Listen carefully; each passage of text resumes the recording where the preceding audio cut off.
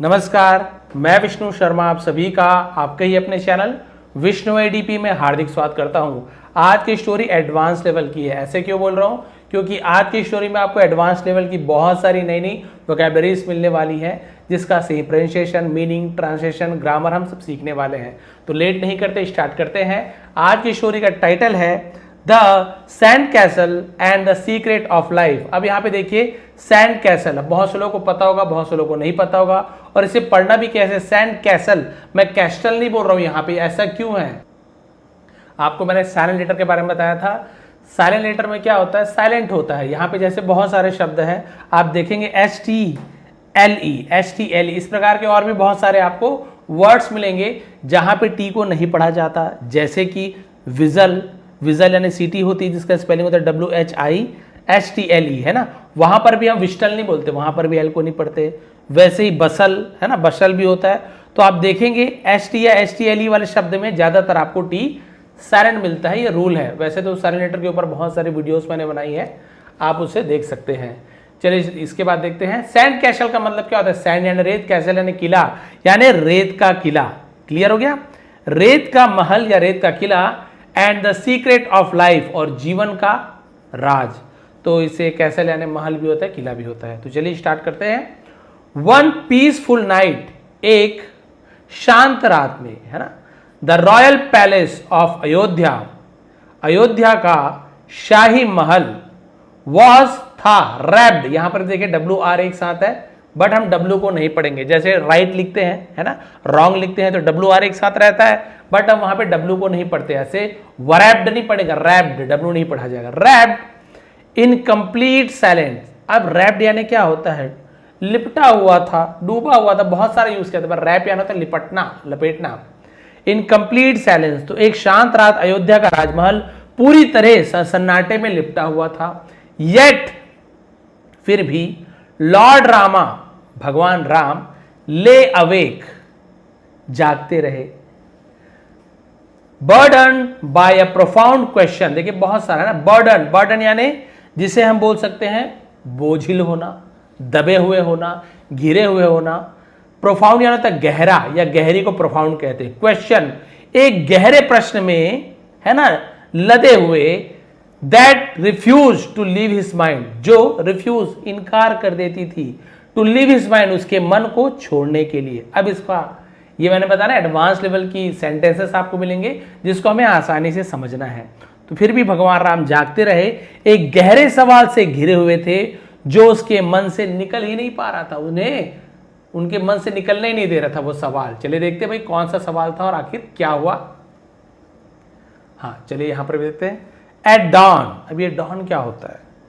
इसे हम कहते हैं भोर, है ना। भोर, सुबह, मॉर्निंग, इसमें सब में थोड़ा थोड़ा अंतर रहता है। देखिए मॉर्निंग बोल देंगे तो मॉर्निंग यानी सुबह का पूरा समय को मॉर्निंग कहा जाएगा, बट डॉन यानी क्या होता है? जब जो सूरज की पहली किरण पड़ती है, सुबह सुबह, बहुत सुबह, यानी एकदम जब सुबह हो ही रही है, उस समय को डॉन कहते हैं। और बहुत सा सनराइज, सूर्योदय के समय को कहा जाएगा, है ना। डे ब्रेक, जब दिन निकलता है, मॉर्निंग यानी सुबह, ऐसे बहुत सारी चीजें होती है। तो भोर में जब पक्षियां चहचहाते के समय, है ना, वो जो भोर, उसे डॉन कहा जाता है, डॉन। ही अप्रोच्ड हिज रवियट टीचर। अब ये रवियट क्या होता है? इसे रवियट पढ़ा जाता है। रवियट का मतलब, इसे भी आप लोग लिख लीजिए, पूज्य, है ना, जिसे हम बोलते हैं पूज्य को रवियट कहा जाता है ना, पूज्य, सम्मानित। अपने पूज्य गुरु के पास पहुंचे, तो रीच का अप्रोच का सेकंड अप्रोच्ड, तो ये पास्ट सिंपल टेंस हो गया, सब्जेक्ट के बाद वर्ब का second form. Says Vashishtha, says संत, ऋषि को सेज कहा जाता है। ऋषि वशिष्ठ के पास। And asked with deep sincerity, और पूरे, सिंसियरिटी यानी श्रद्धा भाव को भी सिंसियरिटी कहा जाता है, और गहरे या पूरे श्रद्धा भाव से उन्होंने पूछा, master, Guruji, if this kingdom, यदि यह राज्य, दिस बॉडी, यह शरीर, एंड इवन, और जीवन भी, इटसेल्फ, खुद, आर टेम्पररी। टेम्पररी मतलब क्या होता है? जिसे हम बोलते हैं कुछ क्षण के लिए, क्षणभंगुर। यदि ये क्षणभंगुर है, कुछ समय के लिए है, मेरा राज्य, मेरा शरीर, या हम, है ना, हम खुद ही, हमारा जीवन ही क्षणभंगुर है, देन, तब, what is the purpose of, what is क्या है, पर्पस क्या होता है? उद्देश्य। स्ट्राइविंग, पर्पस ऑफ स्ट्राइविंग, इसे भी लिखिए स्ट्राइविंग, और कुछ स्ट्रीविंग वगैरह नहीं पढ़ना, स्ट्राइविंग। स्ट्राइविंग का मतलब तो फिर है ना, मेहनत करने से, प्रयास करने से, उद्यम जिसे कहते हैं। भाई ये सब क्षणभंगुर है, तो उद्यम करने से, संघर्ष करने, मेहनत करने से क्या मतलब, इसका उद्देश्य क्या ही है। वाई शुड वी लव, हमें प्यार क्यों करना चाहिए, शुड चाहिए है ना, एडवाइस देते हैं, चाहिए के लिए शुड का यूज किया जाता है। वर्क काम क्यों करना चाहिए, और या फुलफिल आवर ड्यूटीज, या हमारे कर्तव्यों को क्यों पूरा करना चाहिए।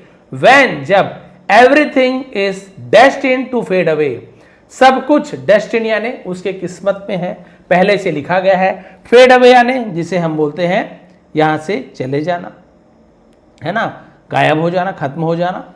तो उन्होंने वही कहा, भाई जब सब कुछ नष्ट हो जाना है तो फिर हम प्रेम क्यों करते हैं, प्रेम क्यों करना चाहिए, काम क्यों करना चाहिए, या हमें अपने ड्यूटी का, कर्तव्यों का पालन क्यों करना चाहिए, सब तो एक दिन चले ही जाएगा, क्या मतलब। इंस्टेड ऑफ आंसरिंग इमीडिएटली है ना, तो तुरंत जवाब देने के बजाय, इंस्टेड यानी के बजाय। सेज वशिष्ठा, तो ऋषि वशिष्ठ स्माइल्ड मुस्कुराए, and posed a question of his own, pose यानी खड़े करना भी कहा जाता है ना। उन्होंने स्वयं एक प्रश्न पूछते हैं, स्वयं एक प्रश्न खड़ा कर दिया, किनके सामने, भगवान राम के सामने। उन्होंने कहा ठीक है, जवाब तो बाद में दूंगा, लो भाई तुम्हारे सामने, आपके सामने एक सवाल मैंने खड़ा कर दिया। रामा, तो राम को ऐसे रामा, कृष्णा ए जुड़ता है, विवेकानंदा विवेकानंद होता है।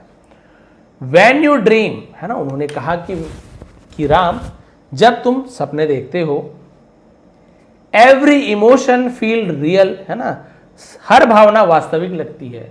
इसके अंदर भी एक कहानी है, देखेंगे, हर भावना कहानी रियल लगती है। इसमें सपना देखते तो हमें तो लगता है रियल, कोई दौड़ा रहा है, हमें भूत, तो बिल्कुल डर जाते हैं हम। कोई छाती पे चढ़ा हुआ है हमारे, तो लगता है वाकई में छाती पे, हम हिल डुल नहीं पा रहे, लगता है ना, तो सपने में बिल्कुल रियल लगता है। यू एक्सपीरियंस जॉय, तो सपने में तुम आनंद का अनुभव लेते हो, फियर डर का, सौरो दुख का, एंड होप और उम्मीद है ना, आशा का, ये उम्मीद करते हो। But the moment you awaken, लेकिन जब तुम, जिस क्षण तुम जाग जाते हो, यू रियलाइज, तुम है ना ये एहसास करते हो, महसूस करते हो, दैट कि it was only a dream, ये केवल सपना था। भाई उठने के बाद लगता ना, कभी अच्छा चीज चल रहा है तो उठने के बाद लगता है अरे यार क्यों सपना खत्म हो गया, कभी बुरा बुरा देख रहे हैं, कोई परिवार वाले छोड़ के जा रहे हैं, कोई हमसे दूर चले गए, एग्जाम में फेल हो रहे हैं, तो जागते तो राहत मिलती है, हाँ अच्छा हुआ भैया सपना ही था। डज दैट मीन, क्या इसका मतलब होता है you should never have dreamed at all, तो इसका मतलब क्या होता है कि तुम्हें कभी सपना देखना नहीं चाहिए। भाई सपना तो क्षणभंगुर है, सपने में कोई चीज असली नहीं है, सपने में सब नकली है, कुछ सही नहीं हो रहा है। तो क्या इसका मतलब आपको सपना नहीं देखना चाहिए। रामा रिमेन्ड साइलेंट, तो भगवान राम, रिमेन्ड यानी बने रहे, ऐसे कहा जाता है ना, तो वो शांत रहे। ठीक है, कंटेम्पलेटिंग, अब देखिए एक और एक नया वर्ड मिला है। ठीक है, अच्छा इसका प्रोनाउंसिएशन पहले क्वांटम पढ़ेंगे, क्या पढ़ेंगे, कॉन्टम्पलेटिंग। देखिए अलग अलग, मान लीजिए आपको इजी पढ़ना है, तो पहले बाय मिस्टेक गलत प्रोनाउंसिएशन हो गया था। कॉन्टम्पलेटिंग, इसे एक साथ आप पढ़े, कॉन्टम्पलेटिंग। तो कॉन्टम्पलेटिंग का मतलब क्या होता है, विचार करने के बाद, मनन करना, चिंतन करना।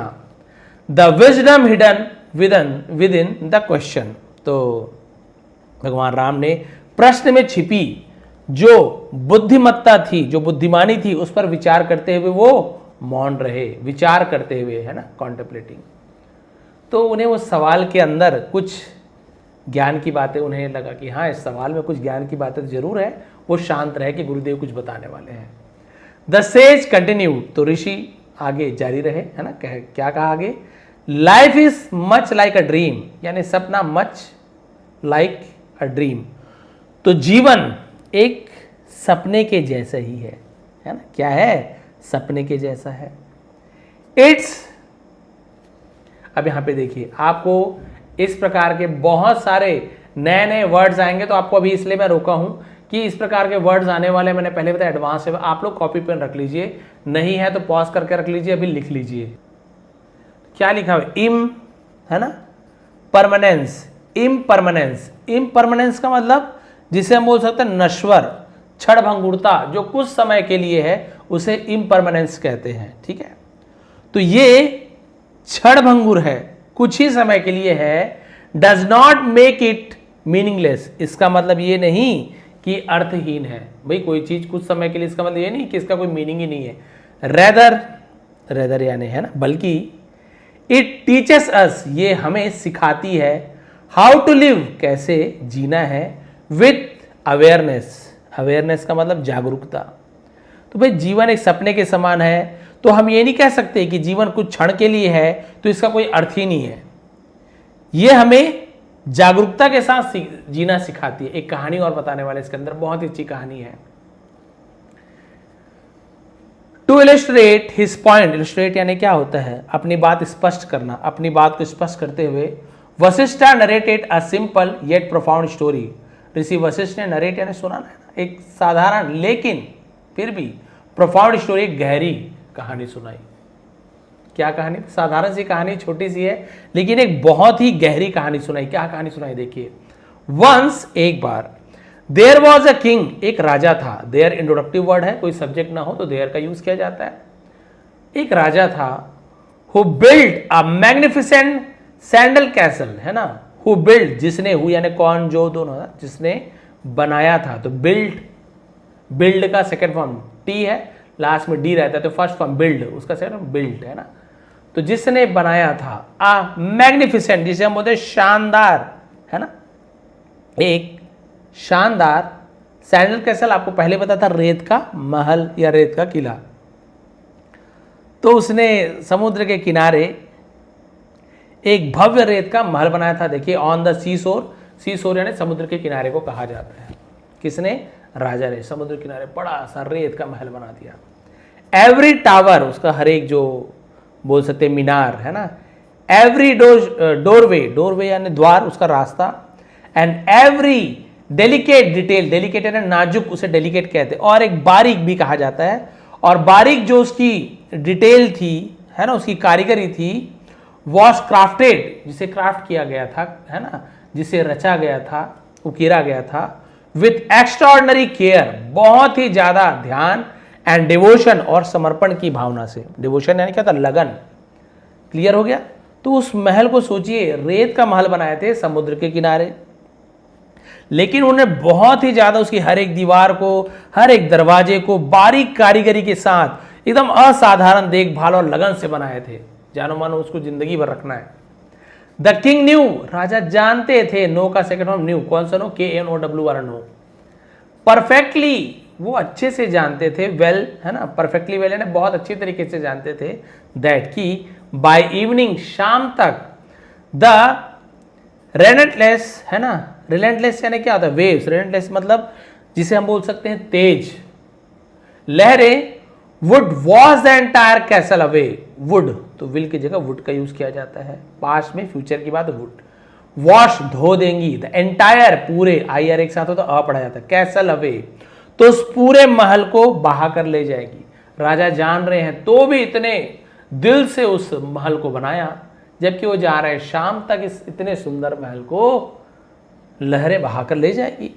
नेवरदलेस, फिर भी, ही डिवोटेड हिमसेल्फ, है ना, हिमसेल्फ है ना, खुद ही, उन्होंने खुद ही उसका निर्माण किया, है ना। होल हार्टेडली का मतलब होता है पूरे दिल से, डिवोटेड मतलब पूरी श्रद्धा भक्ति के साथ, पूरा लगन के साथ, टू इट्स क्रिएशन, और उसने उनके निर्माण में अपना पूरा मन लगा दिया। एज सनसेट अराइव्ड, और जब सूर्यास्त हुआ, पहुंचा तो नहीं बोलेंगे, हुआ बोलेंगे, the tide surge forward, tide लहरों को टाइड कहा, ज्वार को, है ना, सर्ज फॉरवर्ड यानी आगे बढ़ा, and swept the beautiful sandal castle into the sea, और स्वेप्ट बहा दिया, है ना, क्या बहा दिया, किसे, सुंदर उस रेत के महल को, इनटू द सी, समुद्र में। जैसे सूर्यास्त हुआ, सूर्यास्त को फिर रात को ज्वार भाटा, आप सभी को पता है, ज्वार तेजी से आगे बढ़ा और उस खूबसूरत रेत के महल को समुद्र में बहा ले गया।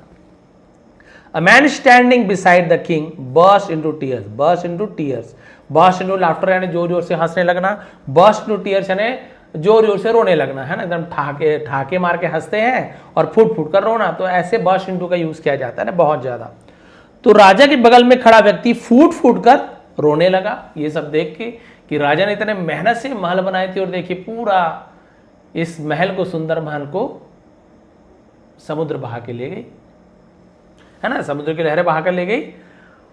All your hard work has been destroyed, he lamented, lamented मतलब विलाप करते हुए, किसी बात को बोलना, रोते हुए, उसे लेमेंटेड कहा जाता है। लेमेंटेड हो गया, है ना। तो उन्होंने कहा कि भाई आपकी पूरी मेहनत, सारी मेहनत बर्बाद हो गई, नष्ट हो गई। ये कहते कहते वो विलाप करने लगा। द किंग स्माइल सरीनली, है ना। स्माइल सरीनली का मतलब क्या होता है? बहुत ही धीरता से, धीरज के साथ, बहुत ही स्थिरता से उसे सरीनली कहा। एंड रिप्लाइड, तो राजा बड़े ही शांत भाव से मुस्कुराते उत्तर दिया, I never build this castle, मैंने इस महल को इसलिए नहीं बनाया, बिकॉज, क्योंकि, आई एक्सपेक्टेड, कि मुझे उम्मीद थी, it to last forever, कि वो लंबा चले। भाई मैंने महल को इसलिए नहीं बनाया कि महल लंबे समय तक रहे, रेत का महल बहुत लंबे समय तक रहे। आई बिल्ट इट, मैंने इसे बनाया, बिकॉज, क्योंकि, है ना, the very act of creating it, very act यानी वो जो उस समय, उसे वेरी, पर्टिकुलर समय, वेरी का यूज किया गया है, वही काम, है ना, ऑफ क्रिएटिंग इट, उसे बनाते समय जो मैंने काम किया, field my heart with Joy, उस समय मेरा दिल क्या होता था? हृदय से भर देती थी। देखिए बहुत अच्छी बात कही गई है। तो राजा ने कहा मैंने इसलिए नहीं बनाया कि हमेशा मेरे साथ रहे, बल्कि मैंने इसका निर्माण इसलिए करवाया क्योंकि मैं इसे बनाने की प्रक्रिया से, देखिए very act of creating it, से बनाने का जो कार्य था वो मेरे मन में, हृदय को आनंद से भर देती थी। बस मैंने इसलिए बनाया, इसलिए नहीं कि रहे। बस जब महल को मैं बनाते रहता था बहुत ज्यादा मुझे खुशी महसूस होती थी। केवल मैं उस समय में जी रहा था महल, मैं नहीं सोच रहा था महल रहेगा नहीं रहेगा, टूट जाएगा क्या, कुछ नहीं। बस मुझे उस बनाने में बहुत ज्यादा आनंद मिल रहा था। My happiness was never dependent, मेरी खुशी, है ना, आश्रित नहीं थी। डिपेंडेंट यानी क्या होता है? आश्रित होना, निर्भर होना। ऑन द कैसल इटसेल्फ, तो मेरी खुशी महल पर निर्भर नहीं थी, but on the experience of building it, लेकिन उसे बनाने के अनुभव में।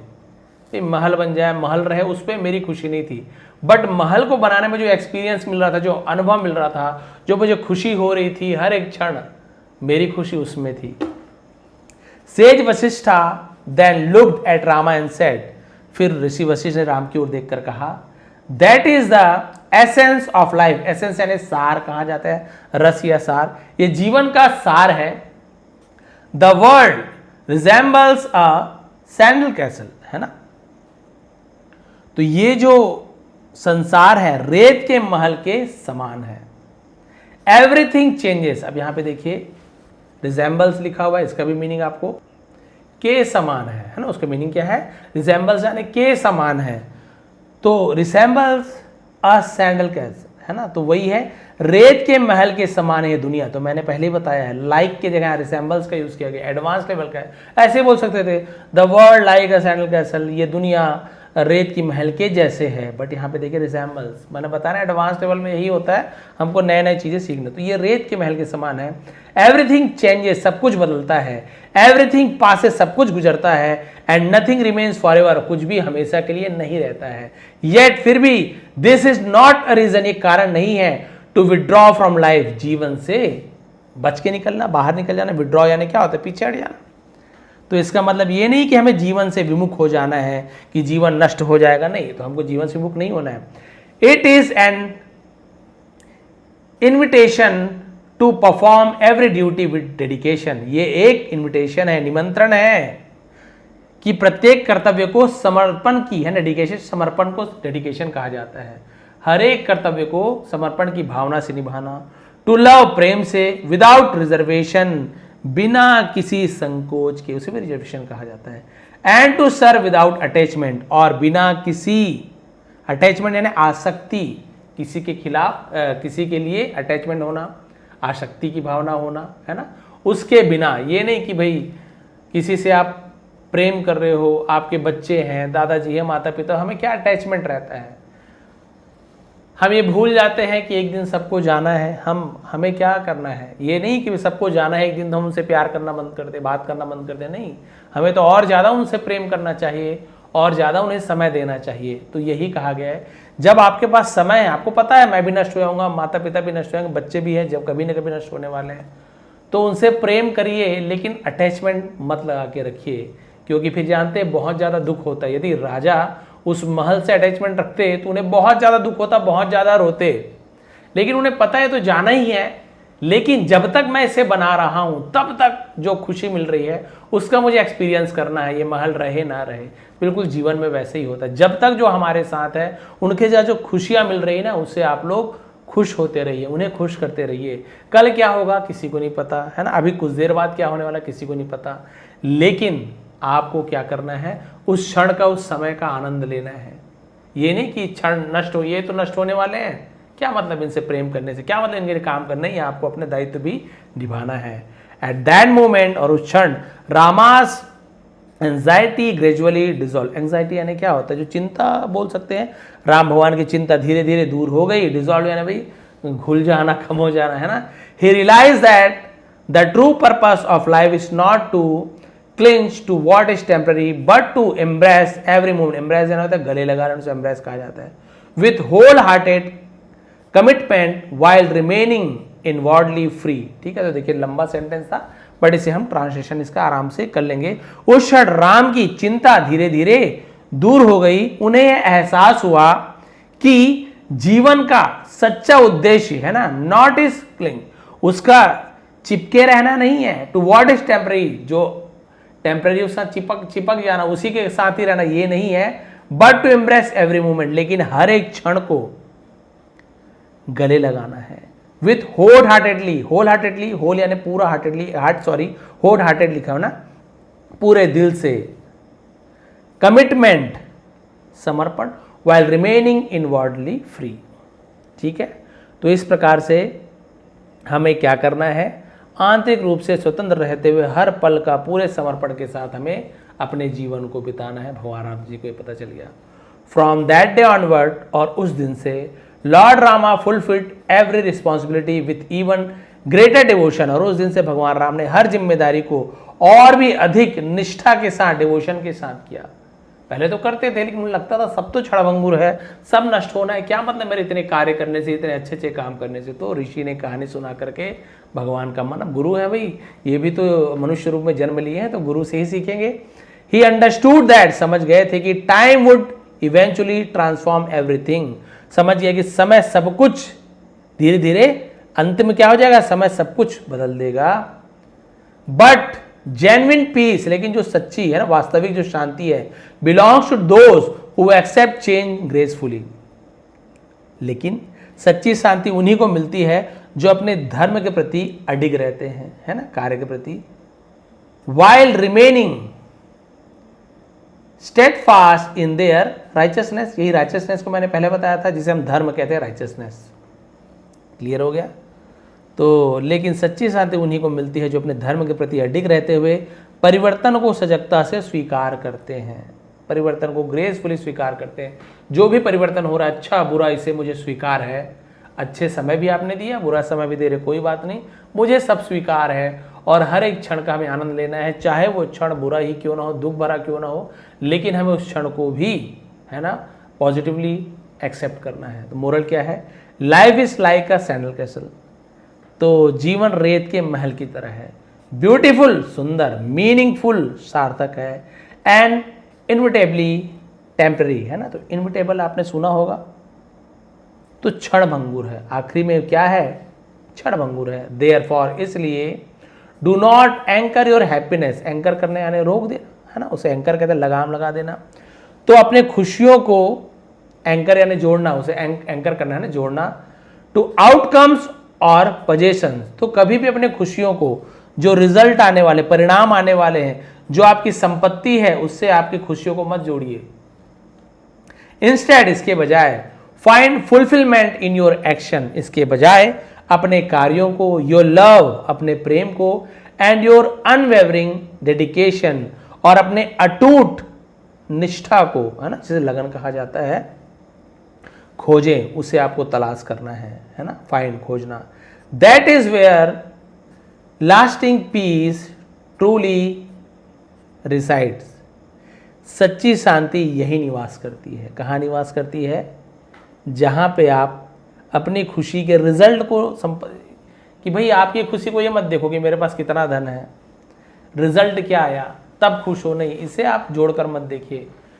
एक गरीब व्यक्ति भी खुश रह सकता है, कोई संपत्ति नहीं है, कुछ भी नहीं है, तो भी वो व्यक्ति क्या है, खुश रह सकता है, अपनी गरीबी में खुश है, पेड़ पौधे को देख के खुश हो रहा है, जानवर वो खुश हो सकता है। कोई उसके लिए संपत्ति की जरूरत नहीं है कि पैसे हो या उसका रिजल्ट अच्छा आ रहा है बुरा आ रहा है। एक धनवान व्यक्ति जिसके पास हर किस्म के धन दौलत है, सुख संपत्ति है, लेकिन वो भी दुखी रह सकता है।